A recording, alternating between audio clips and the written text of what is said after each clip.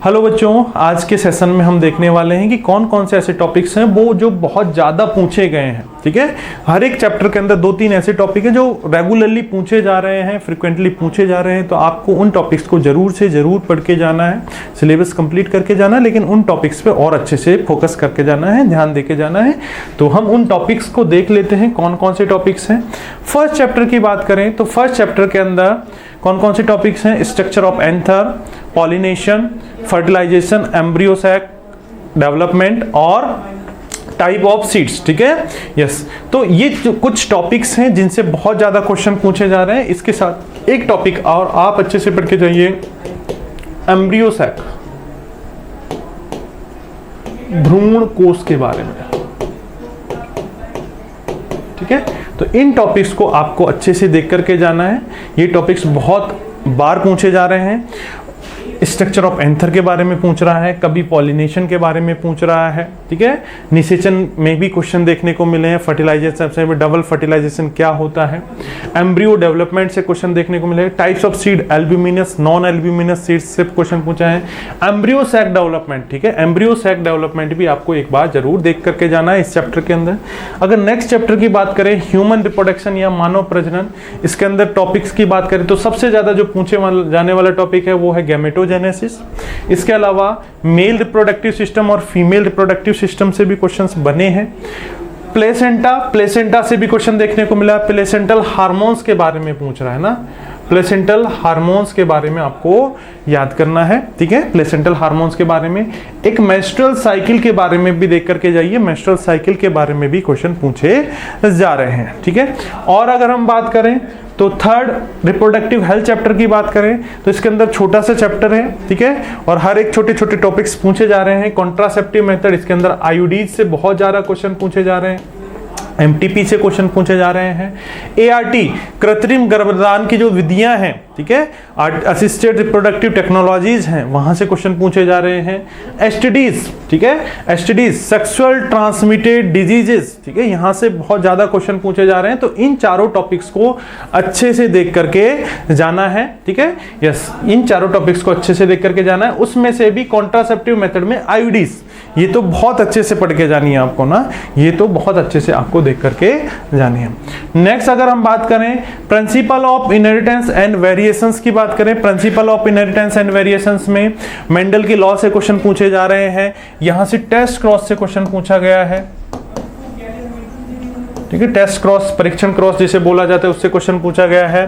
Sex determination से लगातार question पूछे जा रहे हैं। उसमें भी एग्जामिनर का फेवरेट बन गया कि ZW टाइप का जो सेक्स डिटर्मिनेशन है ये किसके अंदर पाया जाता है। ठीक है, ZW टाइप का सेक्स डिटर्मिनेशन किसमें पाया जाता है। लिंकेज, सहलग्नता से छोटे छोटे क्वेश्चन आ रहे हैं। और सबसे ज्यादा जो क्वेश्चन है वो जेनेटिकल डिसऑर्डर से आ रहे हैं ना, तो आपको जेनेटिकल डिसऑर्डर्स तो बहुत अच्छे से पढ़ के जाना है बच्चों ना, यहाँ से क्वेश्चन अच्छे बन रहे हैं। चलो नेक्स्ट अगर मॉलिक्यूलर बेसिस ऑफ इनहेरिटेंस की बात करें तो इसमें 4-5 टॉपिक्स हैं जहां से क्वेश्चन लगातार पूछे गए हैं। डीएनए फिंगरप्रिंटिंग से पैराग्राफ आया है, आपके एग्जाम में पैराग्राफ नहीं सिंपल क्वेश्चन पूछ सकता है। रेप्लिकेशन, ट्रांसक्रिप्शन और ट्रांसलेशन तो बहुत अच्छे से पढ़ के जाना है।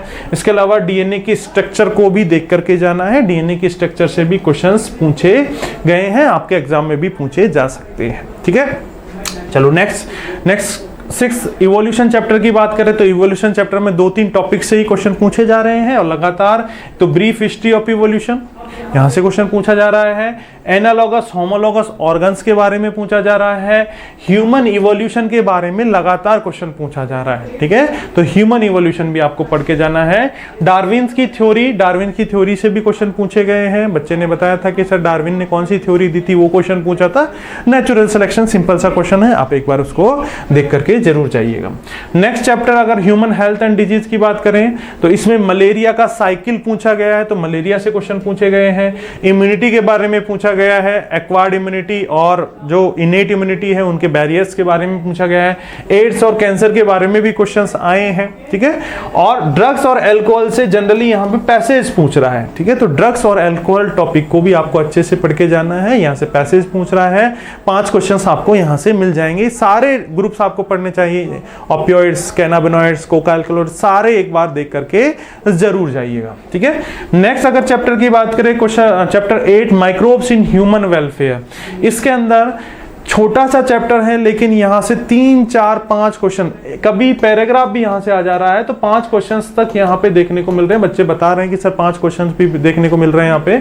तो बायोएक्टिव कंपाउंड और कौन से माइक्रोब्स बायोएक्टिव कंपाउंड बनते हैं, एक क्वेश्चन तो वो बनता है मैच द फॉलोइंग वाला। बायोगैस से क्वेश्चन बनता है कि कौन बायोगैस का प्रोडक्शन करवाता है और बायोगैस का कंपोनेंट क्या क्या होता है, ये क्वेश्चन बन रहा है एक। सीवेज ट्रीटमेंट प्लांट, यहां से भी क्वेश्चन देखने को मिल रहे हैं। Primary physical treatment, secondary treatment, ठीक है, यहां से क्वेश्चन देखने को मिल रहे हैं। बायो फर्टिलाइजर्स, पेडी फील्ड्स के अंदर कौन कौन से बायो फर्टिलाइजर्स पाए जाते हैं, ये पूछा जा रहा है बार बार। तो पेडी फील्ड्स के अंदर जनरली ब्लू ग्रीन एल्गी पाया जाता है, तो ये आपको एक बार देख करके जाना है कौन कौन से ब्लू ग्रीन एल्गीज होते हैं। बायोलॉजिकल कंट्रोल्स, कौन किसका बायोलॉजिकल कंट्रोल करता है, यह पूछा जा रहा है बच्चों। तो कौन किसका बायोलॉजिकल कंट्रोल कर रहा है, तो वो भी आपको देख करके एक बार जरूर से जरूर जाना है, ठीक है। अगर हम बायोटेक्नोलॉजी की बात करें तो बायोटेक्नोलॉजी के अंदर रिकॉम्बिनेंट डीएनए टेक्नोलॉजी की स्टेप्स आपको पढ़ के जानी है कि इसका सीक्वेंस आपको अरेंज करने के लिए दे सकता है। टूल्स से क्वेश्चन पूछे जा रहे हैं। एंजाइम्स, टूल में मेनली कौन होते हैं, एंजाइम्स होते हैं, और एंजाइम्स में भी रेस्ट्रिक्शन एंजाइम से सबसे ज्यादा क्वेश्चन पूछे जा रहे हैं ना। एंजाइम्स में भी रेस्ट्रिक्शन एंजाइम्स के बारे में आपको जरूर से जरूर पढ़ के जाना है। बायोरिएक्टर देख लेना एक बार। बायोरिएक्टर 2 टाइप के होते हैं, वहां से भी क्वेश्चन आ रहे हैं, ठीक है। बायोरिएक्टर, जेल इलेक्ट्रोफोरेसिस बहुत ज्यादा इंपॉर्टेंट है, पीसीआर बहुत ज्यादा इंपॉर्टेंट है। जेल इलेक्ट्रोफोरेसिस और पीसीआर आपको जरूर से जरूर पढ़ के जाना है, ठीक है। जेल इलेक्ट्रोफोरेसिस और पीसीआर, क्योंकि इन दोनों टॉपिक से पैराग्राफ बन सकता है, आपके एग्जाम में पैराग्राफ देखने को मिल सकता है, आया भी हुआ है। जेल इलेक्ट्रोफोरेसिस से तो पैराग्राफ आ भी चुका है, ठीक है। अगर हम एप्लीकेशन वाले चैप्टर की बात करें तो 2-3 टॉपिक्स ही देख करके जाइए, क्योंकि यहीं से क्वेश्चन बन रहे हैं। बीटी कॉटन को आप पढ़ लीजिए, जीन थेरेपी को पढ़ लीजिए, यहां से पैराग्राफ देखने को मिला है ना।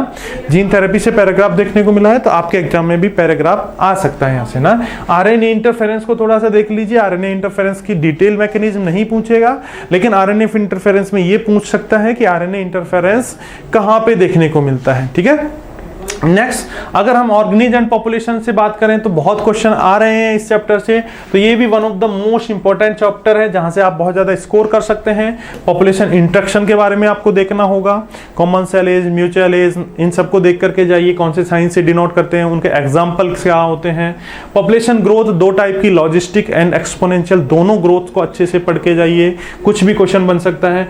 पॉपुलेशन कैरेक्टर, पॉपुलेशन के लक्षण से क्वेश्चन बन सकता है कि पॉपुलेशन के कौन कौन से कैरेक्टर्स होते हैं, बर्थ रेट, डेथ रेट, वहां से क्वेश्चन बनेगा ही बनेगा, तो उसको आप अच्छे से पढ़ के जाइए, ठीक है। तो ऑर्गेनिज एंड पॉपुलेशन से इन 3 टॉपिक से क्वेश्चंस बनने के चांसेस बहुत ज्यादा है, ठीक है। यस, पॉपुलेशन कैरेक्टर्स में पॉपुलेशन पिरामिड भी आपको देख करके जाना है, ठीक है, वहां से क्वेश्चन बन रहे हैं। नेक्स्ट, अगर हम इकोसिस्टम की बात करें तो टाइप्स ऑफ इकोसिस्टम से क्वेश्चन आ रहे हैं, और जो सबसे ज्यादा क्वेश्चन आ रहे हैं वो डिकम्पोजिशन और प्रोडक्टिविटी से आ रहे हैं। डिकम्पोजिशन और प्रोडक्टिविटी से सबसे ज्यादा क्वेश्चंस देखने को मिल रहे हैं। तो आपको प्रोडक्टिविटी के बारे में सब कुछ याद करके जाना है, उसकी डेफिनेशन, उसकी यूनिट्स, उसके रिलेटेड फैक्ट्स, उसको कौन कौन अफेक्ट करते हैं, सब कुछ पढ़ के जाना है। डिकम्पोजिशन की भी आपको स्टेप्स पता होनी चाहिए, उससे उसको कौन अफेक्ट करता है, फैक्टर्स अफेक्टिंग डिकम्पोजिशन, वो भी देख करके जाना है। पिरामिड से क्वेश्चन आ रहे हैं, तो सारे पिरामिड्स को एक बार देख करके जाइए। फूड चेन से सिंपल क्वेश्चन पूछ रहा है कि कुछ ऑर्गेनिज्म दे देगा, उनका ट्रॉफिक लेवल बता देगा, आपको उनको अरेंज करना रहेगा ना, तो सिंपल आप कर लेंगे, मुझे पता है, ठीक है। फूड चेन से भी क्वेश्चंस आ रहे हैं, तो ये इकोसिस्टम की बात हो गई। अगर हम बायोडायवर्सिटी और कंजर्वेशन की बात करें तो सबसे ज्यादा जो क्वेश्चन है एक्स-सीटू और इन-सीटू कंजर्वेशन से पूछे जा रहे हैं ना। बाह्यस्थानिक और अंतःस्थानिक संरक्षण से सबसे ज्यादा क्वेश्चंस देखने को मिल रहे हैं। लेवल्स ऑफ बायोडायवर्सिटी से भी क्वेश्चन देखने को मिल रहा है। सेक्रेड ग्रूव्स कहां-कहां पाए जाते हैं, ये क्वेश्चन अभी एक बच्चे के एग्जाम में आया था ना कि सेक्रेड ग्रूव्स कहां-कहां पाए जाते हैं, तो ये क्वेश्चन एग्जाम में आया था। हो सकता है आपके एग्जाम में भी ये क्वेश्चन पूछ ले। तो ये कुछ ऐसे टॉपिक्स हैं जो बार-बार हर एक चैप्टर से पूछे जा रहे हैं। आप इन टॉपिक्स को बहुत ही अच्छे से पढ़ के जाइएगा, आपके एग्जाम में भी ये टॉपिक्स पूछे जा सकते हैं, ठीक है बच्चों। चलो, और आपको ऑल द बेस्ट, मिलते हैं next session. Thank you so much.